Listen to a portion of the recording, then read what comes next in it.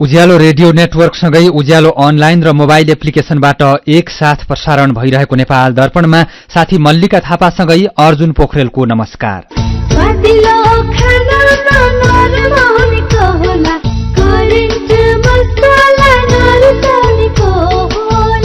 नेपाल दर्पणको साथमा करेन्ट मसला र करेन्ट चिया, स्वादको झट्का। नेपाल दर्पण सुरु गरौं मुख्य खबरका शीर्षकहरूबाट। निर्वाचन आयोगको निर्देशनपछि स्याङ्जामा राति 9 बजेदेखि मतगणना शुरू हुँदै बाजुरामा भने आज गणना शुरू नहुने, यसअघि धाँधरी भएका दोलखाका 10 वटा केन्द्रमा भोलि मतदान हुँदै। प्रतिनिधि सभामा उत्पादित भएर प्रक्रियामा रहेका विधेयकहरू निष्क्रिय, राष्ट्रिय सभामा रहेका विधेयक भने सक्रिय। प्रधानमन्त्री बन्नको लागि आफू संसदीय दलको चुनावमा केन्द्रित रहेको कांग्रेस महामन्त्री गगन थापाको भनाई। चिसोका कारण रुगा खोकीका बिरामी बढ्दै, लामो समय खोकी लागेमा र ज्वरो आएमा अस्पताल जान डाक्टरको सुझाव। मुख्यतः रुगा खोकी लागिराख्यो र ज्वरो पनि आउन थाल्यो, छाती घ्यार बज्यो, सास फेर्न गाह्रो जस्तो भयो भने हामीले चाहिँ स्वास्थ्य केन्द्रमा सल्लाह नै गर्नुपर्छ। अफगानिस्तानमा खाद्यान्न अभावका कारण 97% नागरिक गरिबीको रेखामुनि, अन्तर्राष्ट्रिय समुदायले सहयोग गर्नुपर्नेमा संयुक्त राष्ट्र संघको जोड। र सुदूरपश्चिम प्रदेश 19 वर्ष मुनिको पुरूष राष्ट्रिय क्रिकेट प्रतियोगिताको फाइनलमा विश्वकप फुटबलमा आज 4 वटा खेल हुँदै समूह सी को अर्जेन्टिना दबावमा। तपाईलाई थाहा छ, आत्महत्याको सोच बारम्बार आइरहनु, आत्महानिको व्यवहार देखाउनु एउटा मनोसामाजिक तथा मानसिक स्वास्थ्य समस्या हो। यसको उपचार छ र उपचारपछि पूर्णतया निको भएर सुन्दर जीवन बिताउन सकिन्छ। तपाई वा तपाईको परिवारमा कसैलाई आत्महत्याको सोच आउने, प्रयास गर्ने जस्ता स्वास्थ्य समस्या भए 1166 मा फोन गर्नुहोस्। 1166 मा फोन गर्दा पैसा लाग्दैन। हामी तपाईलाई निशुल्क तथा गोप्य रूपमा यी सोचबाट बाहिर आउन मद्दत गर्दछौं। यो सेवा नमस्ते नेटवर्कबाट 24 घण्टा उपलब्ध छ। विदेशबाट आयामी गरेको पैसा सिधै तपाईको मोबाइलमा लिन मिल्छ। अहिलेको अवस्थामा बाहिर गएर पैसा निकाल्न त्यति सजिलो छैन।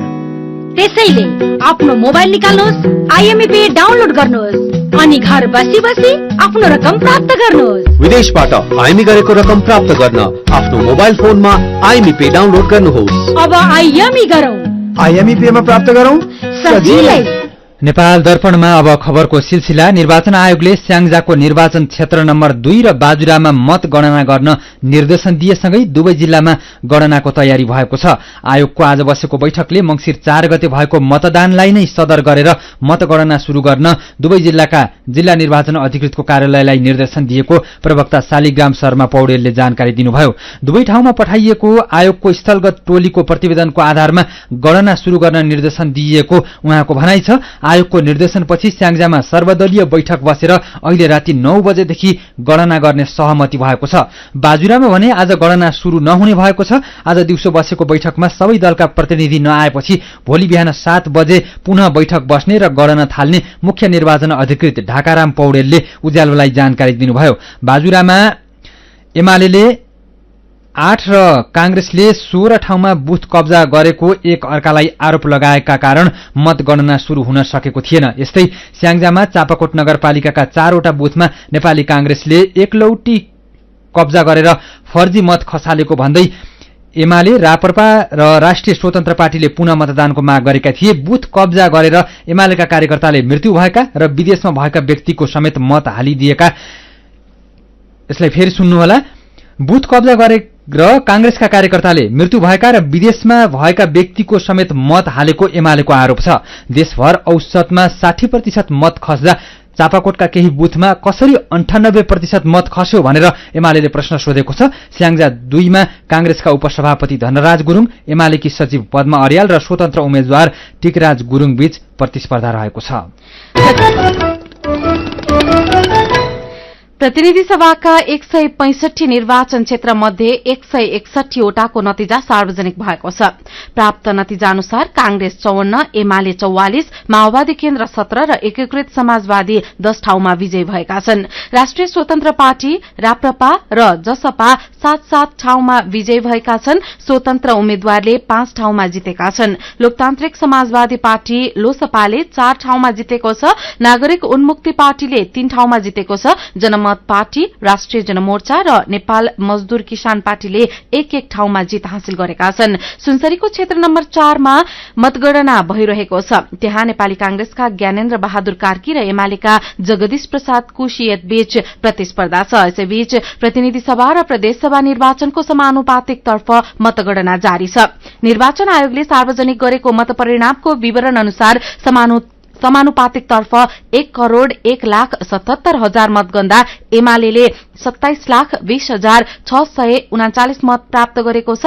दोस्रो स्थानमा रहेको नेपाली कांग्रेसको 25,87,090 मत प्राप्त गरेको छ। तेस्रो स्थानमा रहेको नेकपा माओवादी केन्द्रले 11,53,443 मत पाएको छ। चौथो स्थानमा रहेको राष्ट्रिय स्वतन्त्र पार्टीको समानुपातिक तर्फको मत 11,04,245 मत छ। यस्तै राष्ट्रिय प्रजातन्त्र पार्टीको 57,92,025 छ। जनता समाजवादी पार्टी नेपालको 40,08,964 रहेको निर्वाचन आयोगले जनाएको छ। मतगणना यसअघि मंगिरको 4 गते मतदान रोकिएका दोलखाका निर्वाचन केन्द्रमा 10 वटा मतदान केन्द्रमा भोलि चुनाव हुँदैछ। निर्वाचन आयोगले पुनः मतदान गर्न निर्देशन दिएपछि दोलखाका 10 वटा मतदान केन्द्रमा भोलि चुनाव हुन लागेको हो। भोलि बिहान 7 बजेदेखि बेलुका 5 बजेसम्म 10 वटा मतदान केन्द्रमा चुनाव हुन लागेको मुख्य निर्वाचन अधिकृत दिल्ली रत्न श्रेष्ठले जानकारी दिनुभयो। चुनावको सबै तयारी पूरा भएको छ। सुरक्षा लगायतका सबै तयारी पूरा भएकोले बिहान 7 बजेदेखि बेलुका 5 बजेसम्म मतदान केन्द्रमा गएर ढुक्कले मतदान गर्न दोलखाका मुख्य निर्वाचन अधिकृत दिल्ली रत्न श्रेष्ठले जानकारी आग्रह समेत गर्नुभएको छ। दोलखाको बैतेश्वरको वडा नम्बर 6 को मतदान केन्द्र क, ख र ग, बैतेश्वर 3 को कालीढुङ्गा मतदान स्थलको क, ख र ग केन्द्र, बैतेश्वर 2 को जनज्योति माविको क र ख मतदान केन्द्र र तामाकोशीको जामुने हेल्थ पोस्ट क र खमा पुनः मतदान गराउने निर्वाचन आयोगको निर्णय अनुसार भोलि चुनाव हुन लागेको हो। सुनसरीमा नेकपा एमाले विजय जुलुस निकाल्ने क्रममा दुई पक्षबीच झडप भएको छ।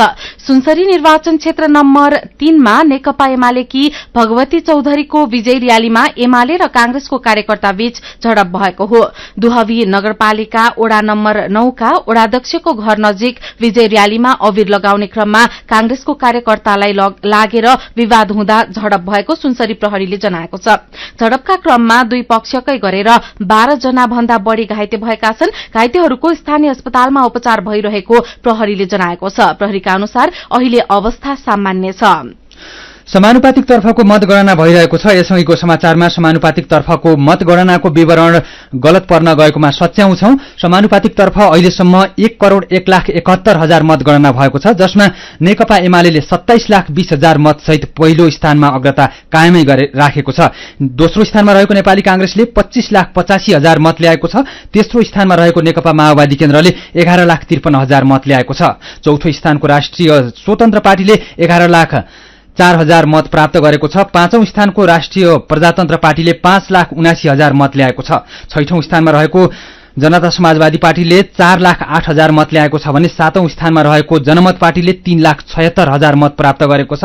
राष्ट्रिय दल बन्न संघर्ष गरिरहेको माधव कुमार नेपाल नेतृत्वको नेकपा एकीकृत समाजवादी पार्टीले 2,90,000 मत ल्याएको छ। निर्वाचन आयोगको अनुसार यो चुनावमा 1,07,00,000 मत खसेको अनुमान छ। कुल सदर मतको 3% समानुपातिक मत ल्याउने दल र प्रत्यक्षतर्फ कम्तीमा 1 सीट जित्ने दल राष्ट्रिय दलको रूपमा मान्यता पाउने भएको हुनाले नेकपा एकीकृत समाजवादी पार्टीलाई झण्डै 3 लाख समानुपातिक मत ल्याउनु पर्ने आवश्यकता रहेको छ। अब झण्डै 5 लाख मत गन्न बाँकी रहेको अवस्थामा नेकपा एकीकृत समाजवादी पार्टीले राष्ट्रिय दल बन्नको लागि अझै 10,000 मत ल्याउनु पर्ने देखिएको छ। प्रतिनिधि सभामा उत्पादित भएर प्रक्रियागत रूपमा रहेका र विचाराधीन रहेका विधेयकहरू निष्क्रिय भएका छन्। संघीय संसद सचिवालयका सहायक प्रवक्ता दशरथ धमलाले राष्ट्रिय सभामा रहेका विधेयक सक्रिय रहे पनि प्रतिनिधि सभा र संसदीय समितिमा रहेका विधेयक निष्क्रिय भएको जानकारी दिनुभयो। राष्ट्रिय सभामा उत्पत्ति भएर राष्ट्रिय सभामा नै विचाराधीन रहेका विधेयकहरू 12 वटा छन्। उहाँले यही सरकारले पुरानै विधेयकहरू ल्याउन चाहेको खण्डमा भने फरक ढंगले ल्याउनुपर्ने र नयाँ प्रक्रिया शून्यबाट शुरू हुने बताउनुभयो। प्रतिनिधि सभामा उत्पत्ति भएर प्रक्रियागत रूपमा रहेका अथवा प्रतिनिधि सभामा विचाराधीन रहेका विधेयकहरू संविधान बमोजिम निष्क्रिय हुने भन्ने व्यवस्था छ। त्यसअनुसार केही विधेयकहरू निष्क्रिय भए। तर राष्ट्रिय सभामा उत्पत्ति भएर राष्ट्रिय सभामै विचाराधीन भएका विधेयकहरू, ती विधेयकहरू चाहिँ 12वटा छन्। ती विधेयकहरू अहिले अब विचाराधीन अवस्थामा छन्। यी विधेयकहरू अधिवेशन सुरु भएपछि फेरि जुन अवस्थामा रहेका छन् त्यही अवस्थाबाट अगाडि बढ्छन्। सरकारले तिनै विधेयकहरू ल्याउन चाह्यो अथवा फरक ढङ्गले ल्याउन चाह्यो अथवा कुनै पनि विधेयकहरू संघीय संसदमा दर्ता गर्न ल्यायो भनेदेखि फेरि ती विधेयकहरू चाहिँ नयाँ प्रक्रिया सुरु हुन्छ। नेपाली कांग्रेसका महामन्त्री गगन कुमार थापाले आफू पार्टी संसदीय दलको चुनावमा केन्द्रित रहेको बताउनु भएको छ। प्रधानमन्त्री बन्ने तयारीमा रहनुभएका महामन्त्री थापाले पार्टी संसदीय दलको नेता चयन प्रक्रियामा आफू लागि परेको जानकारी दिनुभएको हो। महिला सुरक्षा दबाव समूह नेपालले आज काठमाडौँमा आयोजना गरेको एक कार्यक्रममा बोल्दै उहाँले पर्सि शुक्रबारसम्म आफ्नो निर्वाचन क्षेत्रका मतदातालाई धन्यवाद दिने कार्यक्रम अन्त्य गर्दै त्यसपछि सम्पूर्ण रूपमै संसदीय दलको नेता चयन हुने चुनावमा जुट्ने योजनामा आफू रहेको जानकारी दिनुभयो। मैले अस्ति मलाई नियुक्त गर्न आउँदै गर्दाखेरि म यो कार्यक्रम बाहेक अरू कार्यक्रममा आउँछु भन्न सक्ने मेरो अवस्था थिएन। किनकि शुक्रबारसम्म हामी धन्यवाद ज्ञापन कार्यक्रम सकौँ, त्यसपछि अरू काममा जुट्नुपर्ने छ। मेरो त अर्को चुनाव आउँदैछ, त्यो भएकोले पनि मैले चाँचन सक्न चाहे। काठमाडौँबाट थाइल्याण्डका लागि उडेको नेपाल वायु सेवा निगमको जहाज बंगलादेशको चटगाउँ अन्तर्राष्ट्रिय विमानस्थलमा आकस्मिक अवतरण भएको छ। जहाजको कार्गो कम्पार्टमेन्टमा धुवाँ निस्किएपछि जहाज बंगलादेशको चटगाउँ अन्तर्राष्ट्रिय विमानस्थलमा अवतरण गरिएको नेपाल एयरलाइन्सले जनाएको छ। AR401 उडान नम्बरको विमानको कार्गो कम्पार्टमेन्टमा धुवाँ निस्किएको संकेत बत्ती ककपिटमा देखिएपछि चालक दलले बैंकक जाँदै गरेको जहाजलाई बंगलादेशको चटगाउँ विमानस्थलमा डाइभर्ट गरेका त्रिभुवन अन्तर्राष्ट्रिय विमानस्थलका महाप्रबन्धक प्रेमनाथ ठाकुरले जानकारी दिनुभयो। जहाजमा 152 जना यात्रु थिए, तर जाँच गर्दा जहाजमा कुनै खराबी भने नदेखिएको निगमले जनाएको छ।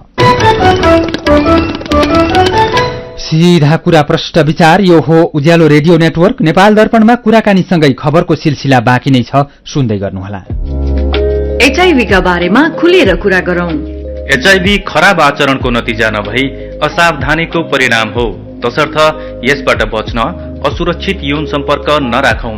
अन्य व्यक्तिले प्रयोग गरेका धारिला औजार जस्तै छुरी, दारी काट्ने ब्लेड प्रयोग नगरौं र रगत चढाउनु पर्ने अवस्था भएमा परीक्षण गरेको रगत मात्र चढाउँ। संक्रमित भइसकेकालाई समयमै उपचारमा लगाउँ र अकालमै हुन सक्ने मृत्युबाट जोगाउँ। समयमै उपचार गर्नाले संक्रमित गर्भवती महिलाले पनि स्वस्थ बच्चा जन्माउन सक्छिन्। Nepal youth foundation, 12+ Lumbini plus र मकवानपुर महिला समूह। खुसी कसरी खुसी हुन्छ जब बने छैन कोही आफ्नो भन्दैमा आफ्नो हुन सम्पर्कमा बस्या खै। सम्पर्कका लागि बलियो आधार नेपाल टेलिकम हो राष्ट्रकै सञ्चार। सम्पर्कको आधार राष्ट्रको सञ्चार, नेपाल टेलिकम राष्ट्रको सञ्चार। नेपाल टेलिकम राष्ट्रको सञ्चार। सबै शाखा सन्तान धन धान्यले भरिपूर्ण, बचत गर्न सधैँ लागोस् मन। ग्लोबल IME धनवृष्टि मुद्दती योजना, न त जादु न हो सपना। हुन्छ 2 वर्षमा गुणा। हजुर, ग्लोबल IME धनवृष्टि मुद्दती योजना निरन्तर बचत गर्ने बानीलाई प्रोत्साहन गर्दै प्रारम्भिक रकमको 10% त्रैमासिक रूपमा अन्तिम त्रैमास बाहेक जम्मा गर्दा प्रारम्भिक रकमको 2 गुणा 2 वर्षमै प्राप्त गर्न सकिने। ग्लोबल IME ब्याङ्क, सबैका लागि ब्याङ्क।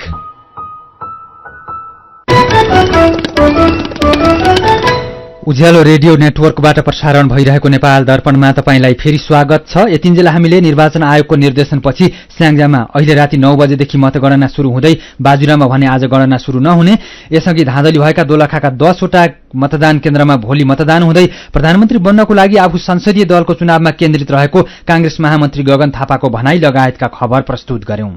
नेपाल दर्पणमा अब बाँकी प्रसंग। चिसो बढ़दै गर्दा मौसमी रुगाखोकीका बिरामी बढ़ेका छन्। अहिले कोरोना भाइरससँग मिल्दोजुल्दो लक्षण भएका बिरामी बढ़ेका हुन्। सामान्य ठानेको रुगाखोकीले गाह्रो पार्न थालेपछि अस्पतालमा बिरामीको चाप समेत बढ़न थालेको छ। साथी दिपा तिमल सिन्हाले त्रिवी शिक्षण अस्पताल महाराजगंजका सहप्राध्यापक एवं वरिष्ठ छाती रोग विशेषज्ञ डाक्टर नीरज बमलाई सोध्नु भएको छ, अस्पतालमा अहिले के कस्ता लक्षण भएका बिरामी आउने गरेका छन्? अब यो धेरै जसो बिरामीहरू त जस्तो रुगाखोकी लिएर नै आउनुहुन्छ हैन। र अर्को कुरा कसैलाई ज्वरो पनि आउन सक्ने सम्भावना, शरीर दुख्ने, टाउको दुख्ने, खाना मन नलाग्ने हैन, कसैलाई बान्ता हुने खालका लक्षणहरू पनि लिएर आउनु भएको छ।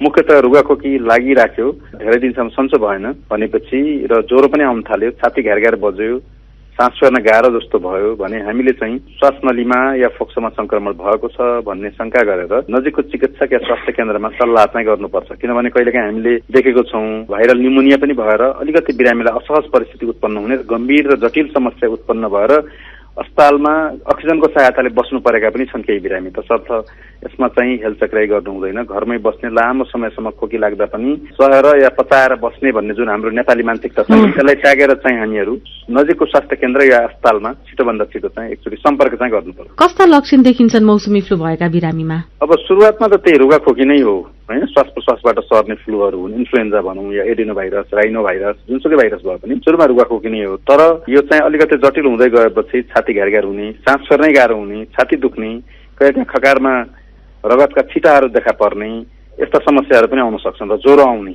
छाती दुख्ने हैन, यस्ता समस्याहरू लिएर बिरामीहरू अस्पताल आउने गरेका। कस्तो अवस्थासम्म चाहिँ घरमै बस्ने, घरमै हेरचाह गर्ने अनि कस्तो अवस्था भएपछि चाहिँ अस्पताल पुग्ने? अब साधारण रुगाखोकी त हामीले एक दिन 2-3 दिन कुरेर हेर्न सक्छौं हैन, तर तारन्तार खोकी लाग्यो हैन, सास फेर्नै गाह्रो भयो, छाती दुख्न थाल्यो, छाती घ्यार हुन थाल्यो हैन, खकारमा कहिलेकाहीँ रगतै देखा पर्न सक्छ हैन, यस्तो भएमा चाहिँ हामीले छिटोभन्दा छिटो अस्पताल चाहिँ जानु। खानपानमा पनि त केही ध्यान दिन सकिएला नि? खानपानमा पनि अवश्य पनि, जस्तो चाहिँ तपाईँ धुम्रपान र मद्यपानबाट सदा टाढा रहनुपर्छ। फ्लूको भाइरसहरूले यसमा चाहिँ छाती घ्यार हुने, दम जस्तो लक्षणहरू ल्याइदिने गर्छन्। यदि धुम्रपान मद्यपान गर्ने व्यक्ति हुनुहुन्छ भने यिनीहरूले रोग प्रतिरोधात्मक क्षमता पनि घटाइदिन्छन् हैन। तसर्थ यिनीहरूले आक्रमण गर्दाखेरि जटिल र गम्भीर समस्या छिटो उत्पन्न हुन्छ, किन रोगले ती भाइरसहरूसँग लड्न सक्दैन। र अर्को कुरा खानेकुरा पनि झोल पदार्थ प्रशस्त पिउने हैन, पोसिलो खानेकुरा खाने, हरियो सागपात फलफुलहरूमा जोड दिने र नियमित खाना खाने बानी चाहिँ बसाल्नुपर्छ। सन्तुलित आहारको बानी बसाल्नुपर्छ। चिसो फ्रिजको खानेकुराहरू चाहिँ हामीले अभोइड गर्नुपर्छ। त्यो बाहेक फलफुलहरू खाँदा खासै कुनै असर गर्दैन, यसले रोग प्रतिरोधात्मक क्षमता बढाउने नै काम गर्छ। रोकथामको लागि के गर्ने त? एक त अब वातावरणीय प्रदूषणै कम हुनु पर्यो। अब चाहिँ हामीले मास्कको प्रयोग गर्ने बानी चाहिँ जीवनशैली नै अपनाउनु पर्यो। र अर्को कुरा वातावरणीय सफाइलाई ध्यान दिने, व्यक्तिगत तौरबाट, सामाजिक तौरबाट हैन, स्थानीय निकाय सरकारको सम्पूर्णको दायित्व हो यो। र अर्को कुरा हामीले अहिले जाडो बढ्दैछ, न्यानो लुगामा ध्यान दिने। बिहान मोर्निङ वाक गर्दा होस् या हामी पूजापाठमा बस्दा होस्, हामीले न्यानो लुगाहरू लगाउने, कोठाको वातावरण न्यानो पार्ने र विशेष गरेर यसले ज्येष्ठ नागरिक र रोग प्रतिरोधी क्षमता भएको जस्तो मृगोला, मधुमेह, कलेजोका बिरामीहरूलाई बढी असर गर्ने, क्यान्सरका थेरापीमा भएका बिरामीहरूलाई बढी असर गर्ने हुनाले र बालबालिकालाई पनि यसले बढी असर गर्ने हुनाले चु गढेर र भाइरल इन्फेक्सन हुने जोखिम भएको कारणले गर्दा यो जोखिम समूहका व्यक्तिहरूले विशेष तनाखो र सचेत रहनुपर्छ। उहाँ हुनुहुन्थ्यो त्रिवी शिक्षण अस्पताल महाराजगंजका सहप्राध्यापक एवं वरिष्ठ छाती रोग विशेषज्ञ डाक्टर नीरज बम। फेरि पनि खबरकै सिलसिला नवलपरासी बर्दाघाट सुस्ता पूर्व नवलपुरको डण्डामा रहेको मध्यबिन्दु जिल्ला अस्पतालमा डायलाइसिस सेवा शुरू भएको छ। जिल्ला अस्पतालबाट डायलाइसिस सेवा दिने गरी आवश्यक उपकरण तथा परीक्षण गरेपछि डायलाइसिस सेवा शुरू गरिएको अस्पतालका सूचना अधिकारी छविलाल सुवेदीले जानकारी दिनुभयो। गण्डकी प्रदेशका स्वास्थ्य तथा जनसंख्या मन्त्री मधु अधिकारी गुरुङले सेवाको उद्घाटन गर्दै जिल्ला अस्पतालबाट अब मृगौला रोगीहरूले निशुल्क रूपमा डायलाइसिस सेवा पाउने बताउनुभयो। एक दिनमा अस्पतालमा 12 जनासम्मलाई सेवा दिन सकिने उहाँको भनाइ छ।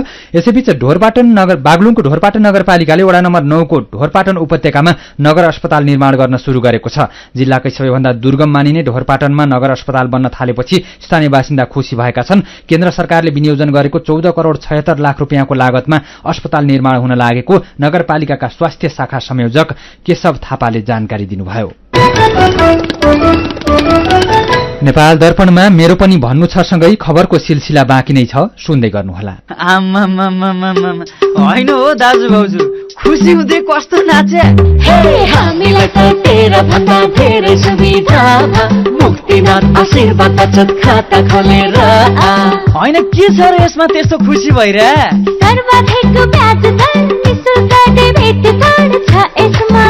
मोबाइल ब्याङ्किङ अनि गजबको बिमा। खातामा बिमा हो नि, अब खुसीको छैन कुनै सीमा। बचत खातामा 1 करोड 1 लाखसम्मको बिमा। हो हजुर, अब मुक्तिनाथ आशीर्वाद बचत खातामा पाउनुहोस् 1 करोड 1 लाखसम्मको बिमा, साथै आकर्षक ब्याज दरसँगै निशुल्क भिजा डेबिट कार्ड, निशुल्क मोबाइल ब्याङ्किङ अनि 13 अन्य ब्याङ्किङ सुविधाहरूमा छुट। अब खुसीको छैन कुनै सीमा। बचत खातामा 1 करोड 1 लाखसम्मको बिमा। मुक्तिनाथ विकास ब्याङ्क, जनता ब्याङ्कमा होइन, ब्याङ्क जनतामा जानु पर्दछ। गाउँको उत्पादन शहरमा, रैथाने खाना घर घरमा। पञ्चगुणीय तत्त्वले भरिपूर्ण रैथाने कृषि खाद्य वस्तु तथा सामग्रीहरू कृषकहरूबाट संकलन तथा प्रशोधन गरी काठमाडौँ उपत्यका भरि सहज रूपमा होम डेलिभरी भइरहेको कुरा सहर्ष जानकारी गराउँदछौं। सम्पर्क तथा जानकारीका लागि रैथाने एग्री प्रोडक्ट्स नेपाल प्राली, चप्पल कारखाना, Maharajganj, Kathmandu. Phone number 01 40 15 658 40 15 662। Mobile number 98 434 21 743 र 98 550 45 242। रैथानेलाई तपाईले मोबाइल एपको लागि RAITHAANE रैथाने टाइप गरेर वा वेबसाइट www.raithanenepal.com मा गएर पनि भेट्न सक्नुहुनेछ। उज्यालो रेडियो नेटवर्क मार्फत देशभरिका विभिन्न एफएम स्टेशन तथा उज्यालो अनलाइन र मोबाइल एप्लिकेशनमा प्रसारण भइरहेको नेपाल दर्पणमा तपाईंलाई फेरि स्वागत छ। नेपाल दर्पणमा अब बाँकी खबर। शेयर बजार आज 3.5 अंकले घटेको छ। शेयर बजार परिसूचक नेप्से आज 3.51 अंकले घटेर 1949.85 बिन्दुमा झरेको छ। आज माइक्रो फाइनान्स बाहेक अरू सबै समूहको शेयर घटेको छ। बजारसँगै कारोबार रकममा पनि कमी आएको छ। 238 वटा कम्पनीका 23,55,000 किता शेयर 84 करोड़ 26 लाख रूपैयाँमा कारोबार भएका छन्। पत्रकारिता क्षेत्रमा विशिष्ट योगदान पुर्याए बापत वरिष्ठ पत्रकार ध्रुवहरि अधिकारीलाई सम्मान गरिएको छ। ज्ञानगुण प्रतिष्ठानद्वारा आयोजित कार्यक्रममा सर्वोच्च अदालतका पूर्व न्यायाधीश टोप बहादुर सिंह र भाषाशास्त्री प्राध्यापक डाक्टर माधव प्रसाद पोखरेलले उहाँलाई रुक्मणी राज शिवाकोटी स्मृति पत्रकारिता सम्मान प्रदान गर्नुभयो। यस्तै नेपाली साहित्य क्षेत्रमा विशिष्ट योगदान पुर्याएको भन्दै वरिष्ठ साहित्यकार गोविन्द गिरी प्रेरणालाई पनि स्रष्टा सम्मान गरिएको छ। बागलुङ नगरपालिका 8 सिगानामा बोटबाटै सुन्तला बिक्री हुन थालेको छ। सुन्तला व्यापारीले बोटबाटै टिपेर सुन्तला लैजाने गरी सिगानामा धेरै जसो सुन्तला किसानले सम्झौता गर्ने गरेका छन्। सुन्तला गाउँका नामले परिचय बनाएको यस गाउँमा कतिपयले भने आफै टिपेर पोखरा पठाउने गरेका छन्। सिंगानाका यम बहादुर केसीले गएको वर्षको तुलनामा सुन्तलाको उत्पादन यसपालि बढेको बताउनु भएको छ। डोटीमा हेलिकप्टरबाट एक सुत्केरी महिलाको उद्धार गरिएको छ। उच्च रक्तस्राव भएपछि बडीकेदार गाउँपालिका वडा नम्बर 5 लाना केदारकी 27 वर्षकी अमृता देवी बोहराको हेलिकप्टर मार्फत उद्धार गरेर थप उपचारको लागि सुर्खेत लगिएको डोटीका प्रमुख जिल्ला अधिकारी कल्पना श्रेष्ठले जानकारी दिनुभयो। प्रतिनिधि सभा तथा प्रदेश सभा सदस्य चुनावको सुरक्षार्थ खटिएका म्यादी प्रहरीको सन्दर्भमा अश्लील शब्द प्रयोग गरेर भिडियो बनाई युट्युबमा राख्ने एकजना पक्राउ परेका छन्। म्यादी प्रहरीलाई युट्युब मार्फत विभिन्न आक्षेप तथा लाञ्छना लगाई समाजमा अपाच्य हुने शब्दहरूको प्रयोग गरी नकारात्मक सन्देश प्रवाह गर्ने र सुरक्षाकर्मीको चरित्रमा समेत दाग लगाउने खालको भिडियो बनाएको आरोपमा हेटौडाको हुप्राचौर नवीन खड्कालाई प्रहरीको साइबर ब्युरोले पक्राउ गरेको छ। मेरो पनि भन्नु छ। खोला किनार अतिक्रमण गरी बनेका बस्ती 35 दिनभित्र खाली गर्न काठमाडौँ उपत्यका विकास प्राधिकरणले सूचना निकालेको खबरमा उद्धव दुलाल लेख्नुहुन्छ, जसको बस्ने बास र खाने घाँसको टुङ्गो छैन, जो वास्तविक सुकुम्बासी हुन् तिनीहरूलाई उचित व्यवस्था गरिनुपर्छ, किनभने उनीहरू पनि देशका नागरिक हुन्। तर सुकुम्बासीका नाममा बनेका हुकुमबासीलाई छानबिन गरी कार्यवाही गर्नुपर्छ। यसै विषयमा सृजना निरौलाको प्रतिक्रिया छ। काठमाडौँमा मात्र नभएर अवैध बस्ती तथा संरचना हटाउने अभियान देशैभरि कार्यान्वयन गर्नु पर्यो, अनि मात्र देशमा विकास हुन्छ। स्याङ्जा 2 मा 10 दिन बित्दा पनि मतगणना अनिश्चित भएको खबरमा युवराज मानन्दर र स्याङ्जाका विष्णु बहादुर थापा लेख्नुहुन्छ, जुङ्गाको लडाई देख्न पाइयो। अरू क्षेत्रका मतदाताले त अब 5 वर्षका लागि चुनाव बिर्से। स्याङ्जा 2 को अझै केही दिन चर्चा रहने भयो। समय र स्रोत साधनको पनि खर्च मात्रै बढ्यो। अनि खोटाङमा सड़क अलपत्र पार्ने निर्माण कम्पनीको डोजर र ट्र्याक्टरमा नगरपालिकाले ताला लगाएको खबरमा विश्व नगरकोटी र भानुभक्त दाहाल लेख्नुहुन्छ, ढिला सुस्तीको असन्तुष्टि र विरोध गर्ने यो पनि एउटा तरिका हो। बेलैमा सड़क नबन्दा नागरिकले समस्या पाएका छन्। खोटाङ मात्र नभएर समस्या अरू ठाउँमा पनि यस्तै छ। चितवनको नारायणघाटदेखि बुटवलसम्मको सड़कको अवस्था अझ खराब छ। विचारका लागि तपाईलाई धन्यवाद। मेरो पनि भन्नु छ। मेरो पनि भन्नु छ प्रस्तुत गर्दै हुनुहुन्थ्यो साथी सुजाता सुनुवार। नेपाल दर्पणमा अब विदेशका खबर। चीनका पूर्व राष्ट्रपति जियाङ चेमेनको निधन भएको छ। रक्तकोशिका र श्वेत रक्तकोशिकामा भएको अकल्पनीय उतार चढाव तथा बहुअङ्ग समस्याका कारण सांघाईमा आज उहाँको निधन भएको हो। नेता जियाङ 96 वर्षका हुनुहुन्थ्यो। पूर्व राष्ट्रपति जियाङले सन् 1989 देखि 2002 सम्म चिनिया कम्युनिस्ट पार्टी सीपीसी को महासचिव, त्यही वर्षदेखि 2004 सम्म केन्द्रीय सैन्य आयोगको अध्यक्ष तथा सन् 1993 देखि 2003 सम्म राष्ट्रपतिका रूपमा चीनको नेतृत्व गर्नुभएको थियो। उमेर र शारीरिक अस्वस्थताका कारण नेता जियाङ बितेका 3 वर्ष यता सार्वजनिक स्थलमा देखिनु भएको थिएन। चीनले गरेको विकासमा उहाँको महत्वपूर्ण भूमिका रहेको मानिन्छ। अफगानिस्तानमा चरम खाद्यान्न अभावका कारण 97% नागरिक गरीबीको रेखामुनि बाँचिरहेका एक अध्ययनले देखाएको छ। तालिबानले गत वर्ष देशको शासन सत्ता कब्जा गरेपछि अर्थतन्त्रमा गम्भीर चुनौती उत्पन्न हुँदा खाद्यान्न अभाव बढ़ेको छ। आप्रवासनका लागि अन्तर्राष्ट्रिय संगठन आईओएमद्वारा युरोपेली संघको साझेदारी र समन्वयमा जारी गरिएको सर्वेक्षण अनुसार अफगानिस्तानको 97% जनसंख्या गरीबीको रेखामुनि धकेलिएको छ। बिजुली कटौतीका कारण देशका प्रमुख शहरको अर्थतन्त्रमा प्रभाव परेको, धेरै कारखाना बन्द भएका तथा रोजगारीका सीमित अवसरमा पनि प्रभाव परेको छ। खडेरी र कमजोर शासनको परिणाम स्वरूप अफगानिस्तानको आधाभन्दा बढ़ी जनसंख्याले गम्भीर खाद्यान्न अभाव झेलिरहेको छ। यसैबीच विश्व खाद्य कार्यक्रम डब्ल्यूएफपी ले पनि अफगानिस्तानको आर्थिक संकटलाई लिएर गम्भीर चिन्ता व्यक्त गरेको छ। डब्ल्यूएफपी ले साना उद्यममा असर परेको, निजी कम्पनीले बिक्रीमा भएको कमी, उत्पादन र उपभोक्ता मागमा आएको विशाल गिरावटका कारण आधाभन्दा बढ़ी कर्मचारी कटौती गरिएको जनाएको छ। लाखौं अफगानी भोकमरीको चपेटामा पर्न सक्ने जनाउँदै मानवीय संकटबाट अफगानिस्तानलाई जोगाउन अन्तर्राष्ट्रिय समुदायले सहयोग गर्नुपर्नेमा संयुक्त राष्ट्रसंघले जोड़ दिएको छ। अब केही खेल खबर। सुदूरपश्चिम प्रदेश 19 वर्ष मुनिको पुरूष राष्ट्रिय क्रिकेट प्रतियोगिताको फाइनलमा पुगेको छ। त्रिवी क्रिकेट मैदान कीर्तिपुरमा आज भएको खेलमा मध्य प्रदेशलाई 7 विकेटले हराएर सुदूरपश्चिम उपाधि नजिकै पुगेको हो। उसले खेलेका सबै 5 वटा खेल जितेको छ। आज मधेसले दिएको 123 रनको लक्ष्य सुदूरपश्चिमले 18 ओभर 5 बलमा 3 विकेट गुमाएर भेटायो। आजै मूलपानी मैदानमा लुम्बिनी प्रदेशले बागमतीलाई 85 रनले हराएको छ। लुम्बिनीले दिएको 235 रनको लक्ष्य पछ्याएको बागमतीले 35 ओभर 3 बलमा सबै विकेट गुमाएर 149 रन मात्रै बनाउन सक्यो। 5 खेलमा 8 अंकका साथ बागमती दोस्रो स्थानमा रहेको छ। लुम्बिनीको 4 खेलबाट 6 अंक भएको छ। भारतसँगको एक दिवसीय क्रिकेट श्रृंखला न्यूजील्याण्डले जितेको छ। आजको तेस्रो खेल पनि वर्षाका कारण रद्द भएपछि न्यूजील्याण्डले श्रृंखला 1-0 ले जितेको हो। यसअघि पहिलो खेल पनि रद्द भएको थियो भने दोस्रो खेल न्यूजील्याण्डले जितेको थियो। आज न्यूजील्याण्डले भारतले दिएको 220 रनको लक्ष्य पछ्याउने क्रममा 18 ओभरमा 1 विकेट गुमाएर 104 रन बनाउँदाको अवस्थामा पानी परेपछि खेल रद्द भएको हो। यसअघि भएको टी20 श्रृंखला भारतले जितेको थियो। र फिफा विश्वकप फुटबल प्रतियोगितामा आज पनि 4 वटा खेल हुँदैछन्, जसमा समूह सी र समूह डी का 2-2 वटा खेल हुँदैछन्। आजको पहिलो 2 खेलमा समूह डी मा रहेको ट्युनिसिया र फ्रान्स तथा अस्ट्रेलिया र डेनमार्क बीच प्रतिस्पर्धा हुँदैछ। यी 2 वटा खेल अहिले पौने 9 बजेदेखि शुरू हुँदैछन्। यो खेलबाट समूह डी मा अन्तिम 16 मा पुग्ने एउटा टोलीको टुङ्गो लाग्नेछ। फ्रान्स यसअघि नै लगातार 2 वटा खेल जितेर अन्तिम 16 मा पुगिसकेको छ। आज राति हुने दोस्रो खेलमा पनि 2 वटा खेल हुँदैछन्। समूह सी मा रहेका अर्जेन्टिना र पोल्याण्ड तथा साउदी अरब र मेक्सिको बीच खेल हुँदैछ। यो खेल नेपाली समयअनुसार राति 1:15 बजे सुरु हुँदैछ। यो खेलबाट समूह सीबाट अन्तिम 16 मा पुग्ने दुईवटा देशको टुङ्गो लाग्नेछ। समूह चरणको पहिलो खेलमा साउदी अरेबियासँग पराजित भएको अर्जेन्टिनाले मेक्सिकोलाई हराएको थियो। आजको खेल अर्जेन्टिनालाई जित्नुपर्ने दबाव रहेको छ भने पोल्याण्डले बराबरी खेले पनि अन्तिम 16 मा पुग्नेछ।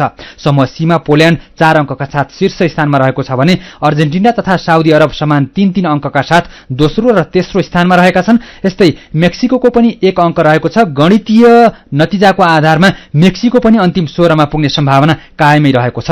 फिफा विश्वकप फुटबलमा गैराती भएका खेलमा समूह एबाट र समूह बीबाट इङ्ल्याण्ड, अमेरिका र सेनेगल अनि नेदरल्याण्ड्स अन्तिम 16 मा पुगेका छन्। यस्तै ब्राजिल र पोर्चुगलले पनि यसअघि नै अन्तिम 16 मा स्थान पक्का गरिसकेका छन्। खेल खबरसँगै हामी नेपाल दर्पणको अन्त्यमा आइपुगेका छौं। आजका मुख्य खबरका शीर्षकहरू फेरि एकपटक। निर्वाचन आयोगको निर्देशनपछि स्याङ्जामा राति 9 बजेदेखि मतगणना शुरू हुँदै बाजुरामा भने आज गणना शुरू नहुने। यसअघि धाँधली भएका दोलखाका 10 वटा केन्द्रमा भोलि मतदान हुँदै। प्रतिनिधि सभामा उत्पादित भएर प्रक्रियामा रहेका विधेयकहरू निष्क्रिय, राष्ट्रिय सभामा रहेका विधेयक भने सक्रिय। प्रधानमन्त्री बन्नको लागि आफू संसदीय दलको चुनावमा केन्द्रित रहेको कांग्रेस महामन्त्री गगन थापाको भनाई। चिसोका कारण रुगाखोकीका बिरामी बढ्दै, लामो समय खोकी लागेमा र ज्वरो आएमा अस्पताल जान डाक्टरको सुझाव। अफगानिस्तानमा खाद्यान्न अभावका कारण 97% नागरिक गरिबीको रेखामुनि, अन्तर्राष्ट्रिय समुदाय सहयोग गर्नुपर्नेमा संयुक्त राष्ट्रसंघको जोड। र सुदूरपश्चिम प्रदेश 19 वर्ष मुनिको पुरूष राष्ट्रिय क्रिकेट प्रतियोगिताको फाइनलमा विश्वकप फुटबलमा आज 4 वटा खेल हुँदै समूह सी को अर्जेन्टिना दबावमा।